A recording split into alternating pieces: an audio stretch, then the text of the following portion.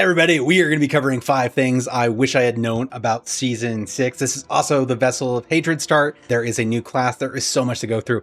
We are going to be going through what are the best ways to start your playthrough, what are some things you can do to massively increase your experience, as well as how can you sidestep some of the stupid mistakes I made. So one of the things that shocked me the most right off the bat was the change in difficulty.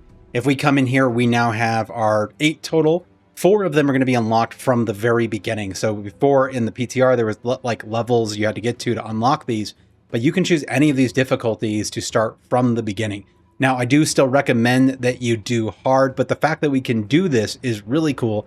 And the thing that shocked me though, was how much harder that hard was than World Tier 2, which was actually a nice thing. It was a good thing because I felt like basically in the current setup that World Tier 1 just doesn't matter.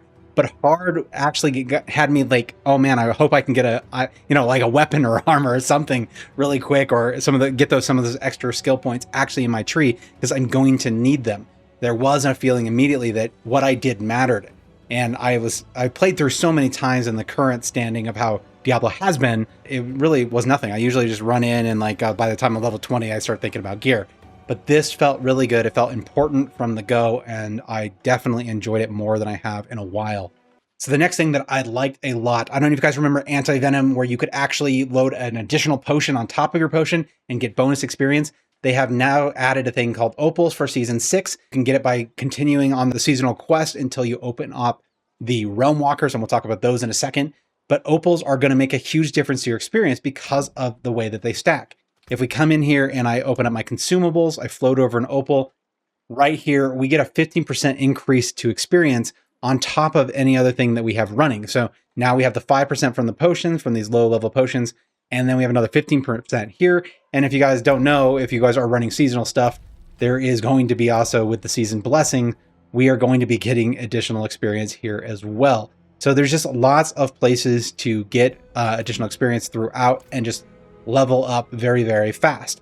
I do like the ability to stack if we do take the time to go to get opals, that it's not just taking a slot of one of our potions, that it adds to it is such an awesome add. Now, one of the mistakes I did make is because I kind of heard through the grapevine that one of the best things to do would be to go and track down these opals first and do a Realm Walker. When I did go and try to track it down, I was able to get in. I was like level 7. It was, in retrospect, it was kind of shocking that I got in that early.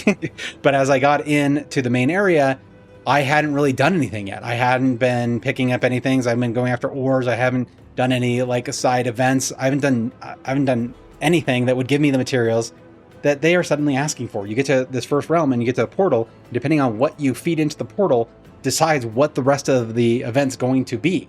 And so I didn't even have like the lowest level thing, one iron chunk. That's all I had to do. And then I could go through that portal, and I didn't even have that. So I had to escape, and it just exited me out of the entire thing. So then I had to go and track one down again and start it all over and hunting it down to get my first set of opals. The other thing you could do, there was the ability to just like slot over, and you could open up things with the Murmuring Opal. So if I had done events, again, that would be open. But as you're going towards the Realm Walkers or the location of them, we can jump in and I'll show you one of these directly. So we go out here, right in here. So this is the region, the Hatred Rising area. So you look for this in the seasonal color. As long as you've started the season quest, just talk to the person to open it up, and they'll tell you to, go do these things. This is the event where the Realm Walker is actually going on. So you just look for this, you go track that down, run to it, kill whatever's there, and try to take down the big boss guy. There's going to be like monsters that it's feeding off of or something, and it can't take damage directly, but you kill those and follow it, and eventually you'll get it. It'll stop, it'll land, and then open a portal. So that's where those are. You just go after those, and as long as you have the material. But on your way there, you can pick up things as you go. If you see ore, just pick it up. If you see an event, maybe run it really fast. It'll be good for your experience, and it'll get you ready to actually be able to take this on and get to the later stages once you get inside the portal.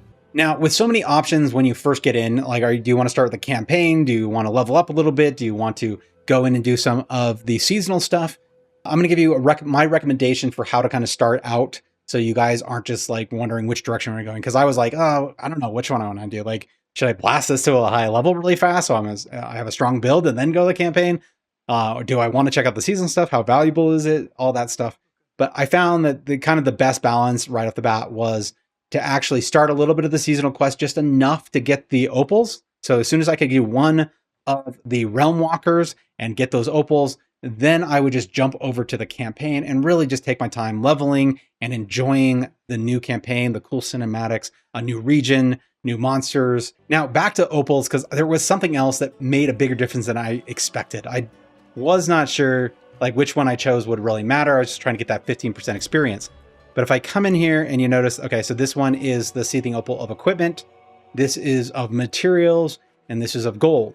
There may be later times when the gold and the materials are going to matter a lot, but in early game, that was not the biggest concern. That wasn't the thing that was going to make me most powerful, and it wasn't really a limiter. As long as I played forward and got my normal leveling, I was getting good power from the skill choices, and I have lots to play with the new Spiritborn class.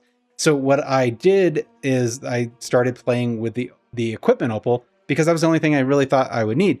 It's a big difference. The amount of drops, especially as you start to get into where you're dropping consistently rares and then consistently legendaries, this does make a big difference to how the gear drops. And it was much easier to gear. I'm leveling up fast, so new sets of gear at higher item power was available much faster.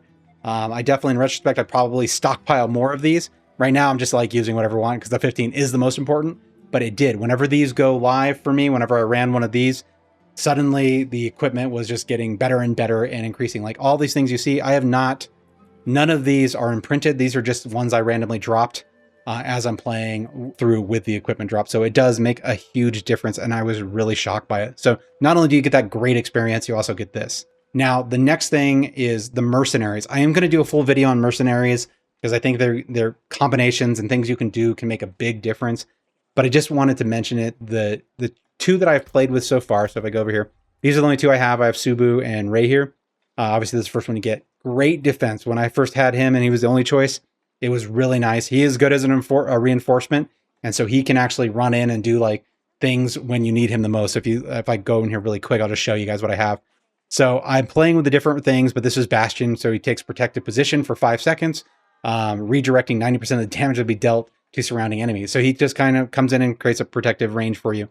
Any of these things that could like help you out are really going to matter, but he was a good thing for like adding extra defense or giving you protection when you need it. Now, here's where it comes in, is you can actually set when it triggers. And so early on, this is the thing that I picked. Anytime something crowd controls me, something crowd or control and pairing effect is landed on me, then he jumps in. And so what a great time to have a protection thing come in, or him come slam with a shield, or something that knocks off the monsters off of me and keeps me safe when I need it the most. So this is how I set the trigger. You can do it off of abilities, you can do it off of life or injured, and you can also do it off of any, or cast any skill. So anything I cast. But I really did like this setup. It does have a reset, so you don't want to like necessarily spamming with your main attack you're hitting all the time. This one was the best balance for when I needed it the most, and I always had it. Now, I did choose Subu as my primary mercenary, and the main reason I chose Subu, we'll go ahead and, it's not even about his abilities. We'll do full breakdowns of that in a separate video for sure. But I just want to show you this. This is the thing that makes a huge difference to my play style, how I think about it, and just like what's going on. So what he does is, you see those orange dots, these aren't normal. He now tracks ahead of you and shows you where all of the monsters are. So now you can get a feel, just like when, like sometimes when you had a quest that says, hey, kill all enemies, and they would have all the red circles so you could see where the clusters were. This is just perpetual. This is, as long as you have them equipped, you're going to see where all the monster dots and the bigger like collection of monsters are. Additionally, if you look right here in this little thing, it also will show you different herbs. Herbs and materials in general, ore and stuff, is going to be much more important. There's more things you can do with it, things that you can affect through crafting. There is going to be a higher need for it. So actually taking the time to go pick them up is going to make a big difference. And so having a mercenary that shows me all those things is huge. But my favorite thing really is going to be the clusters. I know there's a big chunk here. I can even choose my path. I don't need to go this route if I'm trying to get a lot of experience on my way. I'm going to like go hit this cluster, hit that cluster, and keep moving this in that direction. It can allow me to get a lot of experience very, very fast. Now, if you are playing the Spiritborn like most people are this season, don't miss this video where I go through the 5 things I wish I had known about the Spiritborn.